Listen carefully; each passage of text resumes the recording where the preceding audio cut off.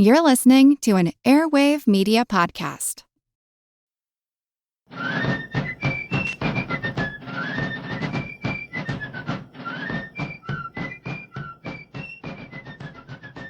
Hello, and thank you for joining the American Revolution. This week, episode 279, Race to the Dan. Last time we took a detour to cover Arnold's invasion of Virginia, but before that we covered the showdown between General Daniel Morgan's army and the British Army under Colonel Banastre Tarleton at Cowpens. Even before General Cornwallis received word of the British defeat at Cowpens, he was preparing to renew his offensive into North Carolina. With the arrival of General Alexander Leslie's reinforcements, his army was upwards of 3,300 men, with about two-thirds of them regulars. On January 18, 1781, Leslie's men made their final march from Camden to link up with Cornwallis at Winnsboro, South Carolina. That same day, Colonel Tarleton had returned to camp with less than 200 men, from a force of over 1,200 that he had led out of camp a few weeks earlier. Cornwallis's army was now closer to 2,500 men. Undeterred, Cornwallis was ready to move. The following day, his army began its march northward. At first, Cornwallis hoped to confront Morgan and finally defeat that division of the Continental Army. Cornwallis not only wanted to defeat Morgan, he also wanted to reclaim the 600 prisoners that Morgan had taken at Cowpens. But Morgan was not looking for a fight. He had moved his men out of South Carolina and back into North Carolina, taking his prisoners with him. His goal was to get the prisoners to a safe location, then reconnect with General Greene's army somewhere in central North Carolina. The British Army under Cornwallis found the march slow going. His army moved only about 12 miles per day, taking nearly a week to make the march to Ramser's Mill, the site of a battle that took place several months earlier. When Cornwallis arrived there on January 25th, he learned that Morgan's army had passed through the area 2 days earlier. Despite sticking to back roads, Morgan was averaging close to 20 miles per day. Cornwallis spent a few days at Ramser's Mill. He was frustrated by his army's slow movement and by his lack of good intelligence following the loss of Tarleton's legion. The general then made the decision to burn his own supply wagons. They were slowing down his army, and he needed to move quickly if he was going to catch Morgan and Greene. And it wasn't just the officers' china and other luxuries that got tossed. Tents, clothing, even the rum supply went into the bonfire. The men only carried what they could take on their backs. Now, one of the things that each man was required to carry was an extra set of soles for his shoes. Cornwallis expected to do a lot of walking in this campaign and wanted every soldier ready for that. With the British on the march, so were Greene and his Continentals. Greene also hoped to reunite with Morgan's army. He sent messages to Francis Marion and Light Horse Harry Lee in South Carolina, calling on them to bring their 300 horsemen to join the main army as well. Greene and Morgan met up at Beatty's Ford on the Catawba River on January 30th. Greene personally had raced ahead of his own army to catch up with Morgan. He ordered General Isaac Huger to lead the army to Salisbury, further to the north. And when Greene met with Morgan at Beatty's Ford, the men were already aware that the enemy was in sight. On the other side of the river, Cornwallis's British regulars had encamped. Only heavy rains and a swollen river kept them from attacking in force. Greene had hoped that the American victory at Cowpens and the British invasion of North Carolina would cause the local North Carolina militia to turn out in force. About 800 militia had turned out under General William Lee Davidson. But these were not enough, even if the men could be trusted to fight. Further, hundreds of Virginia militia who had been marching with Greene's army insisted on going home as their enlistments were coming to an end. Morgan's force was completely exhausted and much smaller than the enemy facing them across the river. So without a large united army, Greene held a council of war with Morgan, Colonel William Washington, and Militia General Davidson to decide what to do next. The British were going to be able to ford the river within a few days, and Greene did not have the army assembled he needed to defeat them. The council agreed that retreat was the best option. Davidson would keep the local militia at the fords along the river, hoping to delay Cornwallis's advance as long as possible. Meanwhile, the rest of the army would retreat north. Cornwallis camped at Beatty's Ford to wait for the river to fall enough for his men to cross. Knowing that the Americans would contest the crossing, Cornwallis sent the bulk of his army 4 miles downriver to Cohen's Ford, which was not as good a crossing, but where Cornwallis hoped it would be less guarded. On the American side, Davidson suspected that Cornwallis might attempt a crossing at Cohen's Ford, so he deployed about 250 of his infantry militia there to contest any attempted crossing. The main fording path at Cohen's Ford was about 2 to 4 feet deep and crossed an island in the river partway across. But there was another passage there that was a little deeper and which was used primarily by wagons and allowed for a crossing further upstream. Davidson only posted a small picket guard at the wagon crossing and put the bulk of his forces at the main foot crossing. The British began their night march around 1 a.m. on February 1st, moving about half the army down to Cohen's Ford. They began crossing the ford around dawn. The men tied their ammunition belts around their necks in order to avoid them being soaked in the deep water. They used their muskets with bayonets to dig into the rocky soil as they crossed the river in order to keep the currents from sweeping them downstream. Even so, the current was pretty brutal, especially when they used the deeper wagon crossing. Several soldiers and horses were carried away by the river, and many drowned. The militia quickly alerted to the crossing and began firing on the British. Cornwallis returned fire from cannons that he had set up on the British side of the river. As General Williamson attempted to rally his militia at the riverside, a British rifleman knocked him off his horse, killing him instantly. The militia continued to fire, but the British kept up their crossing. When enough had gotten across, they formed a bayonet charge to disperse the remaining militia. Soon, the militia were marching on the road to Salisbury, trying to catch up with the main army. By mid-morning, the British had established a force on the other side of the river and were forming to begin their chase. Cornwallis reported only 4 killed and 36 wounded in the crossing, but it appears that that number was woefully inaccurate. Locals reported dozens of bodies found over the next few days or weeks. Many of the bodies did not appear to be shot. The soldiers had simply drowned while trying to cross the river. Now, many of the militiamen who had escaped from Cohen's Ford after the British crossed it moved about 10 miles north to Torrance's Tavern. There, the whiskey flowed freely, and the soldiers attempted to calm their nerves from the battle that they had just fought. The tavern was a local rallying point, and the militia that gathered there expected to meet up with even more militia from the area before they would move again. As the men waited, early that afternoon, a rider galloped up to the tavern with news that Tarleton was on his way. Captain Nathaniel Martin attempted to set up a defense, but many of the men were too drunk or too exhausted to do much of anything. Soon, about 200 green-coated horsemen rode into view. Now, Tarleton saw that he was facing a much larger force, but the enemy was disorganized. The heavy rain made it unlikely that the militia rifles would fire. So Tarleton shouted, "Remember the Cowpens," and ordered a saber charge directly into the enemy lines. He later claimed that his legion killed about 50 men on the spot, wounded many others as they fled, and dispersed about 500 of the enemy. This was probably an exaggeration. Another British officer who arrived on the scene of the battle a few hours later reported seeing less than 10 enemy bodies. Nathaniel Greene was at a farmhouse only 6 miles from the tavern that morning.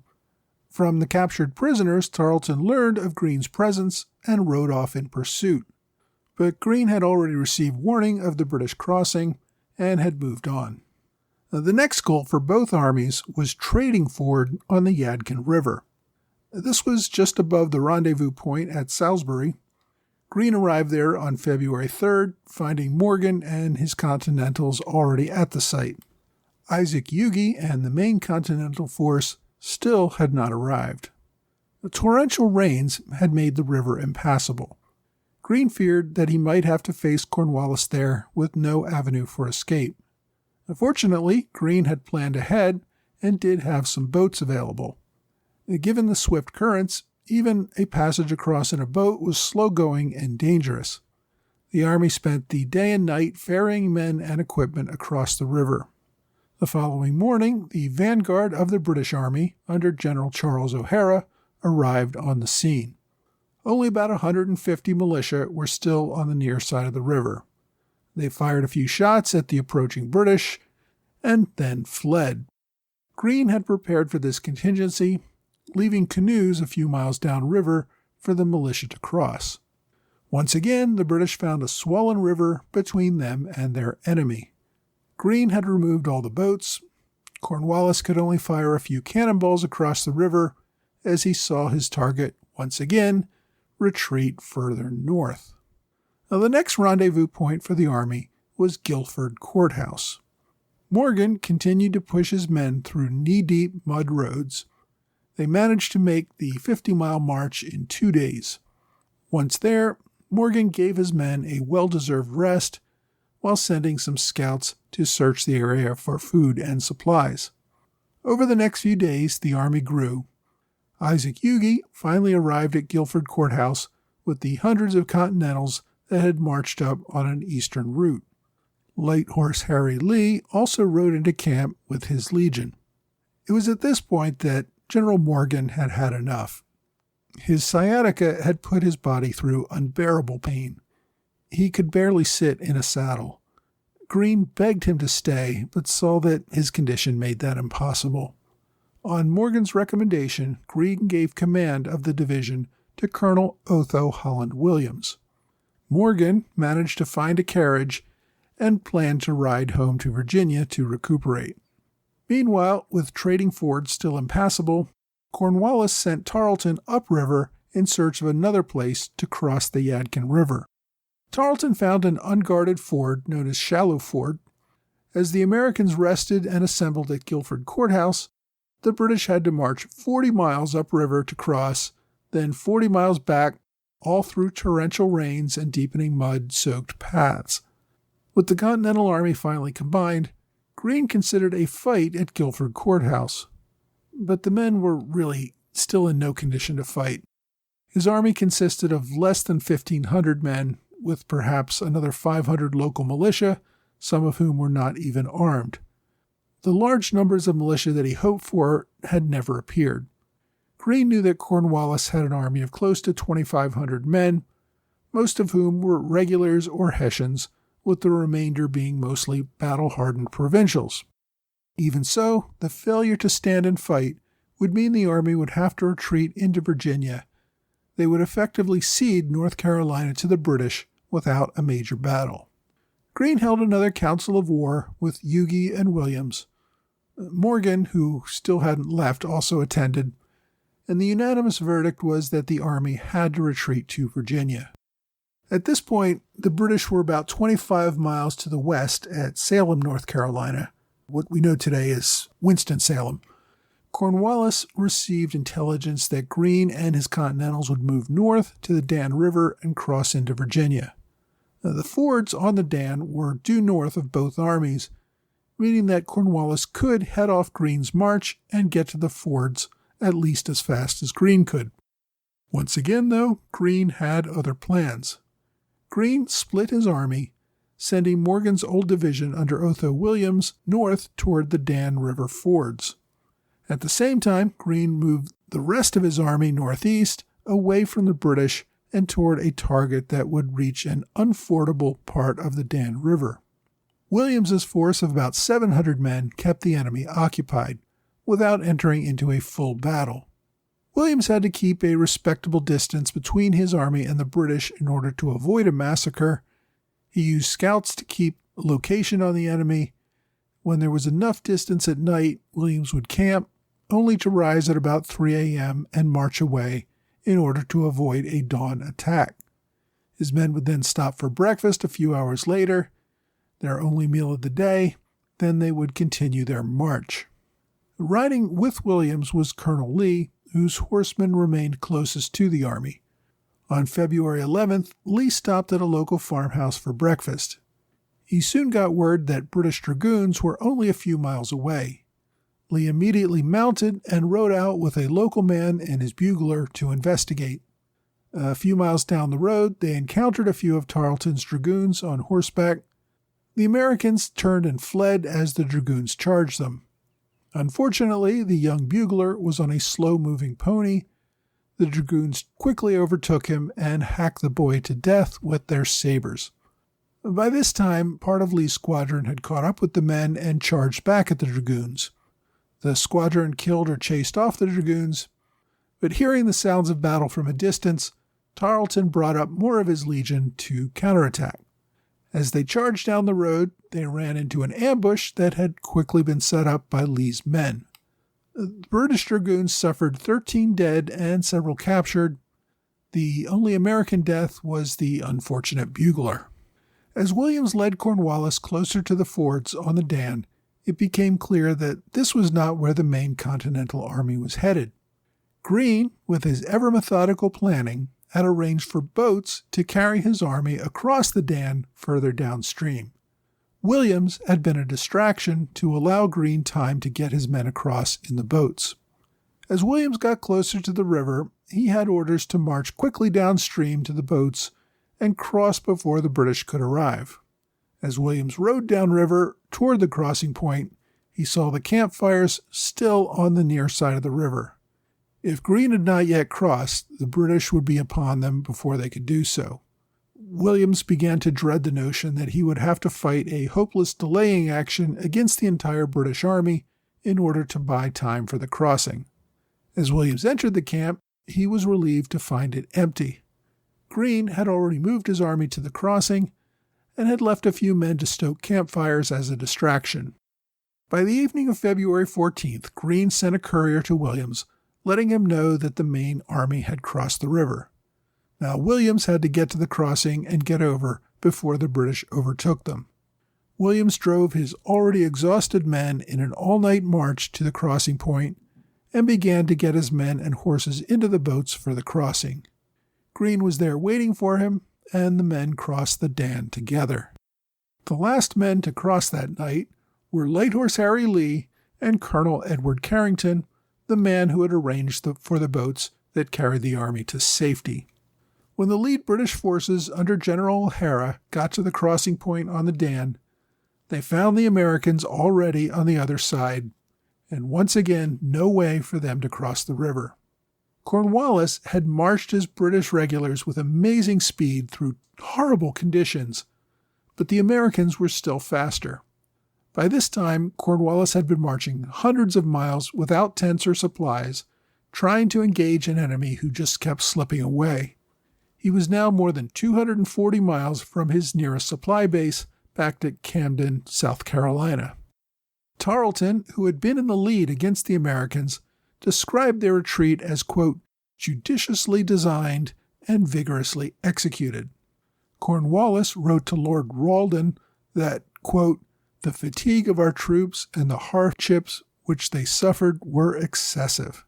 He found himself cut off from his own supply lines and communications deep in enemy territory. Although Cornwallis had crossed over North Carolina, he didn't really occupy it. Rather than chase the Americans into Virginia, Cornwallis gave up on his northward march. Instead, he moved his army at a relaxed pace about 50 miles south to Hillsborough. There, he raised the king's standard, claimed that the British had successfully reclaimed North Carolina, and called for the loyalists of the state to turn out and join his army. Less than 100 men joined. Even worse, the area offered next to nothing in terms of food or supplies for his army. Cornwallis further created ill will by the need for his soldiers to go house to house and confiscate food for his men. The men ended up having to butcher oxen and even some of their own draft horses in order to feed the hungry and exhausted regulars. Meanwhile, Greene's army celebrated in Virginia.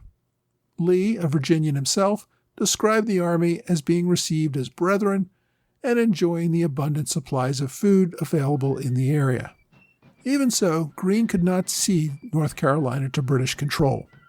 Within days, he was planning to return to North Carolina and finally confront the British Army. But we'll have to leave that for next time when we cover the Battle of Guilford Courthouse.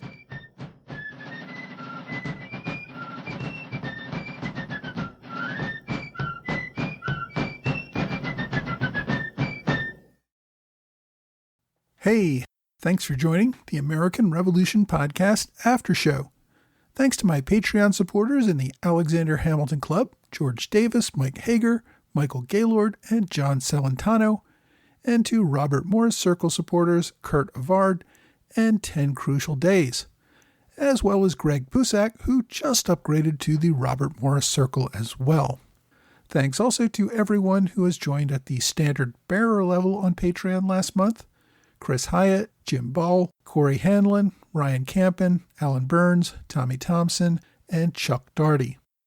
Also to longtime supporters Mary Lambden and Alex Robb, who just upgraded to standard bearer. I also appreciate one-time contributions via PayPal or Venmo from Robert Parks, Paul Brown, Theo Speedy, John Van Zanna, Zachary Blocker, Matthew Thews, and 80 Objects LLC. Many of you stepped up last month either as first-time supporters or upgrading your support after I announced that I plan to podcast full-time. This is a big step for me, but one that I hope everyone will appreciate, and I truly do appreciate your support. The issue of commercials has also been a point of contention since I talked about it last time. I actually just got my first 1-star review ever with someone complaining about the commercials.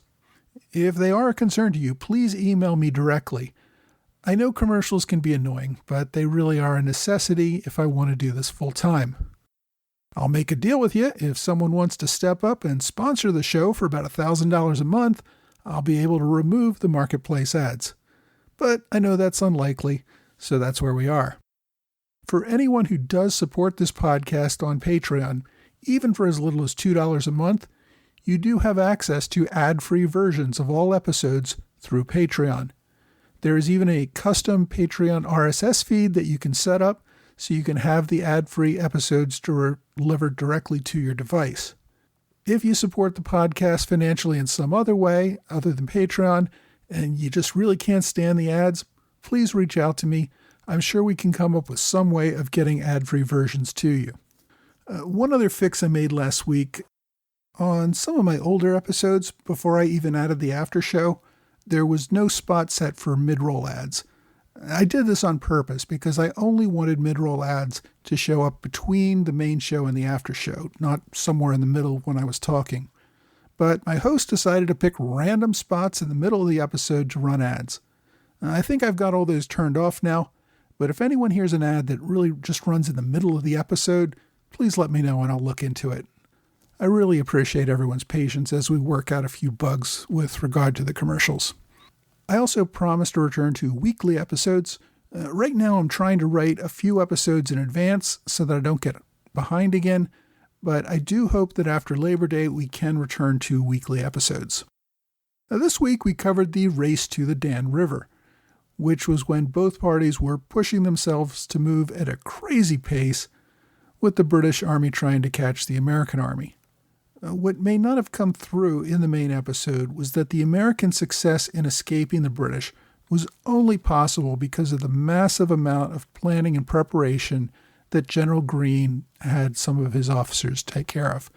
He had sent officers to map out all the creeks and rivers in the Carolinas months before this action happened, so that he knew exactly where every crossing point could be found on all the rivers, and he had men commandeer boats many weeks in advance so that he would have them when needed and could deny them to the enemy. This planning is what made it possible for the Americans to keep a river between themselves and the British for nearly the entire march. For the British, this was really an aggressive movement, more than they had ever made during the war. Cornwallis's decision to burn his supply wagons was really a dramatic one and almost unprecedented in the regular army. It really sped up his army and pushed his men to the limit, but it was not enough to catch the Americans. My book recommendation this week is To the End of the World, Nathaniel Greene, Charles Cornwallis, and the Race to the Dan by Andrew Waters. This is a relatively short book that focuses on the events that we discussed in this week's episode. It gives you a little more detail than obviously I can provide in my episode, so if you want to read more about what I discussed today, this is the book for you. Andrew Waters has written several good books about issues related to the Revolution in the Carolinas, and for those of you who care to listen, there is an audiobook version of this book as well. So if you want to learn more about the events we discussed in today's episode, look for To the End of the World, Nathaniel Greene, Charles Cornwallis, and the Race to the Dan. As always, I've included links to the book on my website and blog. And just a reminder, if you use those links, I actually get a small commission from Amazon. Even if you don't buy what I've linked to, but you use the link to go to Amazon and buy other things, I still get a commission. It's a great way to support this podcast without spending any money that you weren't going to spend anyway. My online recommendation is an article from the Journal of the American Revolution. It's entitled The Importance of a Small Skirmish During the Race to the Dan by Bruce Peterson. This is a closer look at just one of the skirmishes that I discussed in this week's episode, the encounter at Bruce's Crossroads. That's the one where Tarleton's dragoons killed a bugler. Peterson makes the argument in this article that the skirmish was critical to the overall campaign and therefore the war. It's an interesting take and worth reading. All articles in the Journal of the American Revolution are available free and online. As always, I've included direct links to this article on my blog and website. My question this week comes from Brandon O'Brien, who asks, why was Catholicism outlawed in the 13 colonies, and were some permitted into Freemason lodges? Well, Brandon, Catholics and Catholicism did receive a pretty hostile reception in most of the British colonies in North America and elsewhere. The Puritans who settled in New England were pretty strongly anti-Catholic in their religious beliefs. In fact, one reason they rejected the Church of England was that too many of that church's practices were considered too Catholic. Most of the southern colonies followed the traditional British views that those who did not belong to the Church of England were inherently suspect, and that having them in too large a numbers was going to cause problems. Now, that said, some colonies showed some level of tolerance at various times. Maryland was actually founded by Lord Baltimore, who was a Catholic. However, the colony quickly became hostile to Catholics anyway, and although it had the largest Catholic population of the colonies, it often penalized Catholics who wanted to participate in government. Several colonies gave some support to religious toleration, but it always seemed like Catholics were suspect. Much of this had to do with concerns that Catholic France or Spain might someday challenge control of the colony, and Catholics living there might not prove loyal to Britain based on their religious adherences. The one really big colonial exception was Pennsylvania, which enacted the broadest rights for religious toleration and even allowed a few Catholic churches to be built in the colony. At one point, Pennsylvania was the only place in the British Empire where the Catholic Mass could be practiced openly. Even so, Catholics made up less than 1% of that colony's population. As time passed, most of the colonies grew more tolerant of other religions, so that by the time of the Revolution, religious toleration was becoming much more the norm. Now, Freemasonry was actually a leader in the movement of religious toleration. During this colonial era, Freemasonry only required that one believe in one God and the immortality of the soul. So Catholics were welcome to join as members, as were members of many other religions, such as Judaism or Islam. Charles Carroll was the only Catholic to sign the Declaration of Independence, and he was a Mason. The Catholic Marquis de Lafayette was also a Mason. So whatever religious rules existed in the colonies, those restrictions did not seem to impact the Masons, who welcomed Catholics into their ranks. If you have a question you would like me to answer, please reach out to me via either email or on Twitter, Facebook, Quora, or Reddit. Well, that's all for this time. I hope you will join me again next time for another American Revolution podcast.